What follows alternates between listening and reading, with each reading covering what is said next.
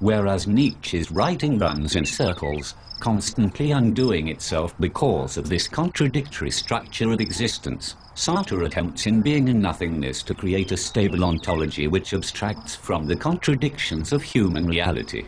He points toward the Apollonian appearance of an active going about the world and the Dionysian overflow of such a mode of being in his discussion of bad faith. An active approach to existence leaves us with the constant obligation to make ourselves what we are. But Sartre recognizes that if we are constantly in an active obligation to make ourselves something, we are unable to answer the question, what are we? The Dionysian overflow which occurs in one's active Apollonian going about the world is best illustrated in Sartre's philosophy in the example of the waiter who tries to come to an understanding of the world which includes himself as a waiter. In this situation, the waiter ends up playing at being a waiter in a cafe. The reality in which the waiter attempts to include his own existence becomes a game, a toy world of sorts. Sartre recognizes this, as he says, that the being of this waiter and his world formed by this being is a mere recreation. This is the Apollonian world of appearance, and we realize that this world clearly misses something, the actual waiter who is outside of his world, giving form to all of it. The overflow is shown as, on all sides I escape being and yet I am. From this, Sartre attains his contradictory structure of the for itself which escapes every time one attempts to fit it in his picture of reality. By the creating structure of the self as a nothingness, that which is what it is not and is not what it is, have we come to a stable conception of reality that avoids paradox? I think not. In the same two ways as Nietzsche, Sartre's system falls into paradoxes. Sartre's ontology can only explain the reality of one who is in the Apollonian mode, and this reality, according to Nietzsche, is merely appearance. Sartre's system rests on the constant taking up of the question of being, and seeing the world in terms of projects, which is necessarily Apollonian in nature. The world is only classifiable into Sartre's ontology when one takes up the question of being. It is only at this point that Sartre can make the move to make man a nothingness and bring negation into the world.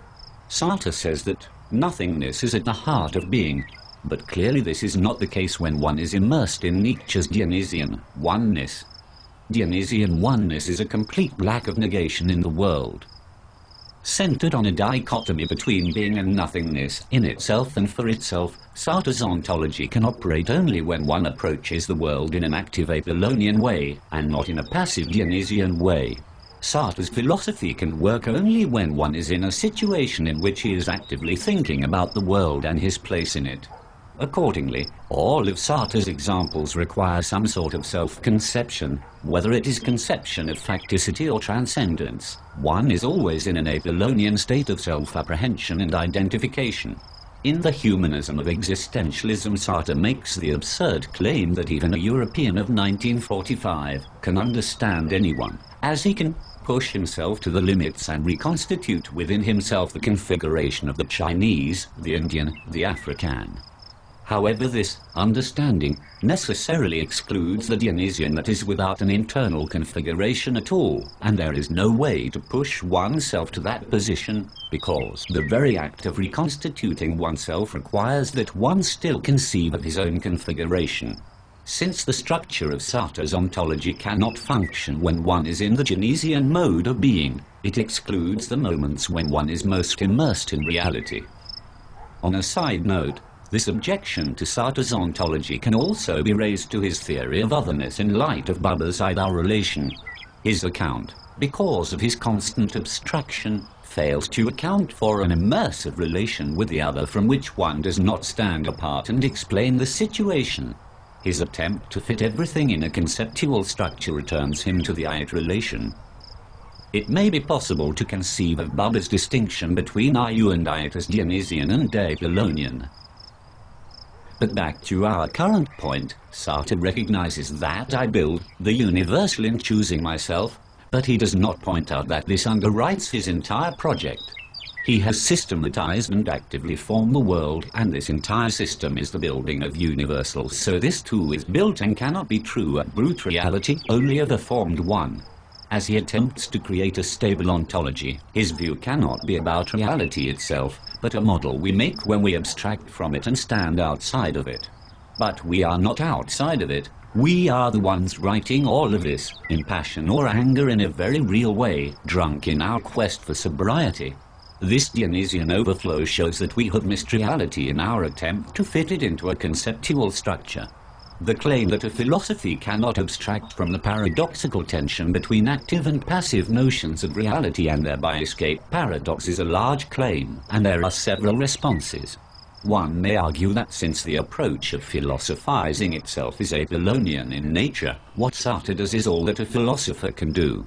Any attempt to account for the Dionysian view of reality will throw a philosopher into a giant paradox, which is the fate of Nietzsche, and, as a supporter of Sartre may say, avoiding the Dionysian is the only way for Sartre to avoid philosophical suicide. However, this objection is weak. Assuming that Nietzsche's contradictions are intentional, it must mean that there is something to be done. True, the attempt leads to a paradox, but Nietzsche illustrates this by falling into the paradox, whereas Sartre does not. By pairing anti-philosophy with philosophy, the reader passively undergoes the realization of the Dionysian RIP into the goal-oriented philosophical mindset of the Apollonian. A philosophical abstraction from this opposing duality in the nature of man brings one farther from realizing what the duality truly is and what it truly means for our prospects of explaining reality. The only way to express, or rather bring one to, the Dionysian mode is to be anti-philosophical as opposed to purely actively philosophical, to break one's attempts at a constant classification of existence. Accordingly, by trying to move on and gain ground from Nietzsche, Sartre takes a step backward. However, this seems to raise a major philosophical problem if fitting Nietzsche's contradictory structure into a conceptual system leads to the same contradictions. Shouldn't our move to a meta-meta level, fitting the conceptual system which includes Nietzsche's contradictory structure into yet another conceptual system, fall into the exact same contradiction? The answer is yes.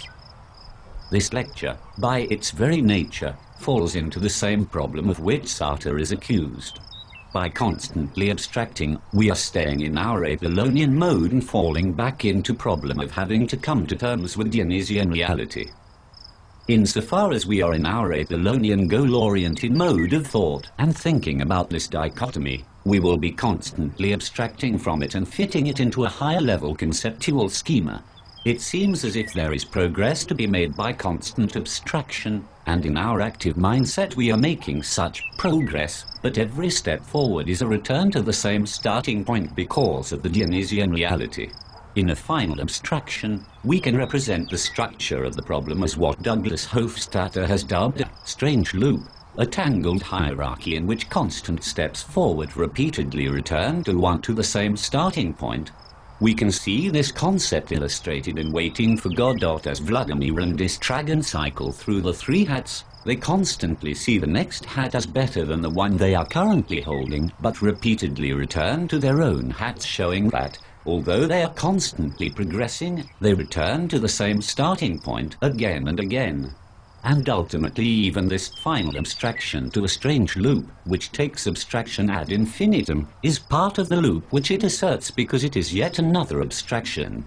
The loop consumes itself, which is the real strangeness of a tangled hierarchy. We can get out of the loop if we realize our drunken excitement at the very idea of it, and this drunkenness, by its Dionysian nature, is the overflow which is always outside of our conceptual system. But this excited realization may throw us back into it in another level of abstraction because, once we conceive it in terms of Dionysian, we move back to our categorizing mindset, and this Dionysian experience affirms the very system it is supposed to reject. On the other hand, one can get out of the loop by finding another task to occupy one's existence, and once one realizes the structure of the loop means that no progress can be made, he may very much desire to find a way to move away from it. He may depart from it either in Apollonian or Dionysian fashion, or, in the terms of Waiting for Godot, as recreation or relaxation. Still, it seems likely that one will ultimately attempt once again to conceptualize the world and his place in it, and thus, a return to the loop may be inevitable.